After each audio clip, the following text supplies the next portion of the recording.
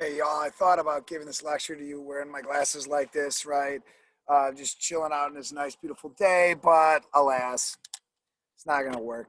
So, I am going to try and communicate to you in this lecture, as promised, like, what about economics, right? During the age or this era of good feelings, right? Like, what about the economics of that? And the thing that y'all need to understand is this is the beginning of America's Industrial Revolution. The Industrial Revolution in Europe is going well, right? Like they're booming over in Europe.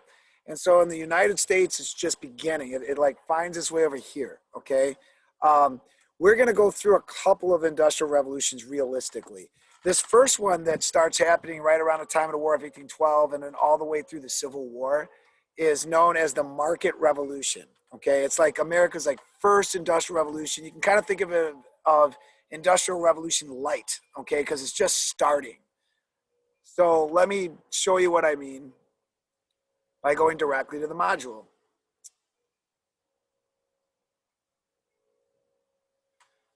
So we are now here.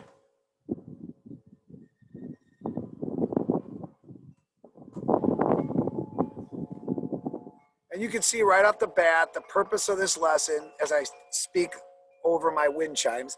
The purpose of this lesson is to understand how America began to change over time as a result of the market revolution, as it's called, during the period immediately following the War of 1812. So our first industrial revolution, the market revolution that I'm talking to you guys about, we want to start with internal improvements. And like, what does that mean? What it means is that despite the failure of Henry Clay's American system and the fact that the federal government will not take that up because Republicans believe in a small central government, that means it's left up to the states to build all the internal improvements that are necessary for a market economy. Like market revolution, like market just means an economy based on capitalism. All right.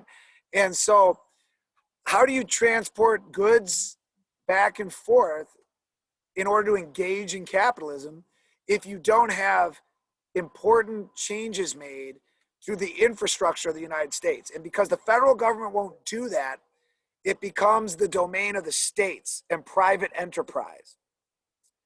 So, some examples of these internal improvements are the Erie Canal up in New York, right along the border with Canada and the Great Lakes and such. And it dramatically lowers the cost of shipping goods throughout New York, okay, and even internationally from between Canada and the U.S. and whatnot. I believe the number is something like this. It's like the cost of shipping products drops from like $100 to $5. Okay, that's how huge it is. That's why internal improvements matter. When shipping costs come down, prices come down. When prices come down, people buy stuff, right? And so this is good for the economy and the industrial capitalist economy we're trying to build. Okay, Erie Canal is an example. Canals and roads are the main way of moving things at this time. There are also steamboats. So I should mention Fulton steam engine because steamboats are going to transport goods in this country in terms of north and south. The rivers like the Mississippi are going to be used to transport goods north and south, where canals tend to go east and west, all right, as well as roads. Roads can go any direction, but they're mostly east and west, like the Cumberland Road here, uh, which connected several states together but was a private enterprise. The Cumberland Road is actually the first example of what we call turnpikes. We still call them that today. You guys take these like state interstate routes and they're called turnpikes, where you pay a toll, right, or toll road. And the original name turnpike came from the fact that there used to be gates on these roads with pikes, which are basically like sharpened sticks, right, that you couldn't get past unless you paid a toll. And then they would turn the pike, okay? So turnpikes, the Cumberland Road is an example. It's a privately financed road you had to pay for to use, all right? But we're building these things in order to move goods more efficiently and thus bring the cost down and thus stimulate the economy, right? One of the key inventors during this period that is going to contribute greatly to the birth of capitalism in America is Eli Whitney, all right? Now, Eli Whitney is a Northerner, but he makes two important inventions, if you will. One's more of an idea and the other is an actual invention. I want to start with the cotton gin, okay? And here's a picture of the cotton gin, invented around 1793. What it did was, this simple machine, when you cranked it, it separated seed from the actual lint of the cotton. So when you look at cotton, right, when you pull it off of a cotton plant, it is fluffy white lint, but it's got seeds in there. You got to get the seeds out in order to use the lint, okay, to make cloth out of, right? This machine separated the lint. So now it paid to get as much cotton brought in as possible because these cotton gins could crank out the lint like crazy. And so since you can make more money now bringing in even more cotton than ever, slavery went through the roof. The price of slaves, the practice of slavery just explodes throughout the South. And by the time we get to the end of the era of good feelings, Americans are producing their own slaves. They're breeding their own slaves, right? Rather than importing more of them from Africa, right? Terrible, dirty, nasty business. And it's absolutely feeding the engine of capitalism because with all these slaves producing this cotton to be run through the cotton gin, right? Well, where does all this cotton go? It goes to England or it goes up to Massachusetts where they're turning this cotton into clothing, all right? So slave labor, when people tell you that slavery has driven the American economy for hundreds of years, this is what they're talking about because it's the labor of these people that gets exploited, unpaid labor, right, in order to create the products of the Industrial Revolution. The cotton gin does this, but what feeds the cotton gin is the labor of Black Americans, okay? So that's what people are talking about when they say that. All right. And so that gives you a sense of the importance of the cotton gin. Cotton, by the way, there's so much money in it because of the factory production, what we will call textiles, turning cotton into clothing, right? There's so much money in that now that cotton takes the lead as a cash crop over tobacco and sugar and stuff like that. All right. Now, every Southerner wants to produce cotton. Okay. Meanwhile, Eli Whitney's invention of interchangeable parts drives industrial production in the North because interchangeable parts is the concept that you take a part of one machine, if you will, you could put it in another machine, as long as it's the same machine, the same type of machine, and it'll still work. So when Eli Whitney used these interchangeable parts, he first used them with gun manufacturing, like rifles and such. You could take the trigger mechanism out of one and put it in another and it would still work. Prior to interchangeable parts, if you had something that broke, you had to take it back to the original manufacturer and have him hand make a part for you, which is extremely expensive and time consuming. By creating the idea of interchangeable parts, now if you get something that breaks, you just take a part, you don't have to replace the whole thing. You just take a part from another and put it in the one that broke and it'll work again. It's like cars today, right? Like when my car needs brakes, I don't sell my car and buy a new one. I just get brakes. Like the brakes from one vehicle work on my car just fine. And they actually start to make that part to be used in every vehicle. Well, that's what happens with Eli Whitney's interchangeable parts. And you can see that will bring the cost down because it's cheaper for the manufacturer, which means it's cheaper for us, the consumer. And so capitalism starts to explode in the United States as a result of these things. Meanwhile, we have all this territory out west that still needs to be settled, correct?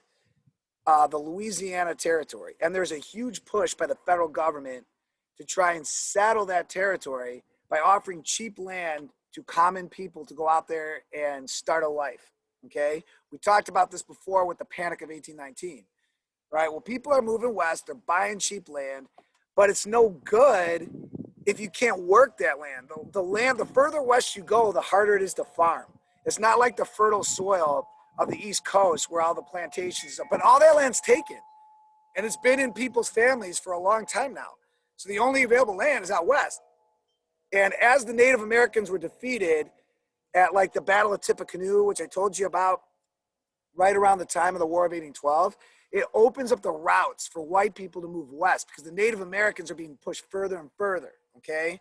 Well, there are a couple of inventions that make the soil out west worth moving there, okay? Because it's hard to break that soil. Enter John Deere's steel plow. With the steel plow, you can now go west and you can actually break that hard ground because this plow is sturdy enough to be able to turn up the earth, right, and actually plant stuff out west, all right? It's not going to be so much cotton, although that will happen in Texas eventually when it becomes part of the U.S. It's more like plowing, like it's like small plot farms or like food stuff like wheat and whatnot, right? But the steel plow makes this possible for people to homestead or move out and start a farm or a ranch or whatever, okay, out west. Remember Thomas Jefferson's vision of a nation of small farmers. Well, the Republican Party at this time still has that kind of as a vision, okay, the common man, right? More on that coming later. Another invention is Cyrus McCormick's reaper. I know this is all fascinating to you guys in your suburban comfort here that I'm speaking to you, Darien, a nice place to live. But when I used to teach at that small school down in central Illinois, just outside of Champaign, that was my first teaching gig. It was a farm town, and people like, you know, really like were into this stuff. You know, this is how you made a living. And Cyrus McCormick's reaper, again, it's an efficient way to bring in products like wheat. And here's a picture of it right here. You hook this device to a horse or ox or whatever, and then you're able to bring in this wheat a lot faster than you would by holding a scythe. You know what a scythe is? It's like picture like the Grim Reaper, you know, with his cloak, and he's got that like weapon with the scythe that's curved like this, right? Well, really that's a farming tool. And you would like swing that thing and you would bring down the wheat by hand. But that was time consuming, okay, and inefficient. This new invention allows you, if you pull it behind a horse or a cow, it brings down this wheat. And so you can plant more of it. That means you can sell more of it. The price of it comes down, all right, and it makes moving west even more worth it, okay? Meanwhile, up in Massachusetts, you got the development of the textile industry, i.e. turning cotton into clothing, into cloth, right? It is the thing that's running the Industrial Revolution at this point, even over in Europe. An important invention by Elias Howe and Isaac, like Elias Howe develops a sewing machine and Isaac Singer makes it even better. The sewing machine is one of the most important inventions in US history for putting women to work, okay? Because one of the few options women had at this time, other than housewifery or maybe being a teacher, is sewing. To go into a factory and sew cloth, because sewing is considered women's work, all right, in the patriarchal society that we had at that time. And so these women are working in these factories, and these sewing machines are making the process more efficient. So more women are being hired up in Lowell, Massachusetts. They're being brought off of the farms and into these factories, okay, where they lived in dormitories. They got like cultural education, okay? They had chaperones, and they worked in these factories, and they were known as the Lowell Girls up in Lowell, Massachusetts. This is where the first factories are emerging in this country, okay? Eventually, these women, fed up with being overworked and underpaid, will basically lead like the first labor strike in US history, one of the first, right? They're going to band together. It's not going to be a union as we think of it today that is like on a larger scale and incorporates many people from all over the US, right? This was a local labor movement. The women in these factories got together and were like, stop exploiting us. We know you need our labor. Stop exploiting us, right? And so they took a stand. Now, here's the thing. What have I shown you here with this? I've shown you invention, internal improvements, and all that stuff that drives the Industrial Revolution. Yes, but I have also shown you the labor of exploited minorities that also did this. Black Americans driving the industrial process with their labor in the fields as slaves. Women driving this process as labor in the factories who are being underpaid and overworked, right? So you got to remember all sides of this dynamic, grasshoppers. This is not just like, look at these cool inventions and look at how much money we're making. It's being done at the expense of groups of people that are going to have to endure this kind of exploitation for a very long period of time in U.S. history. Okay, so that's where I'm going to stop it right now, and you get a sense of the economics now of the era of good feelings with the so-called market revolution.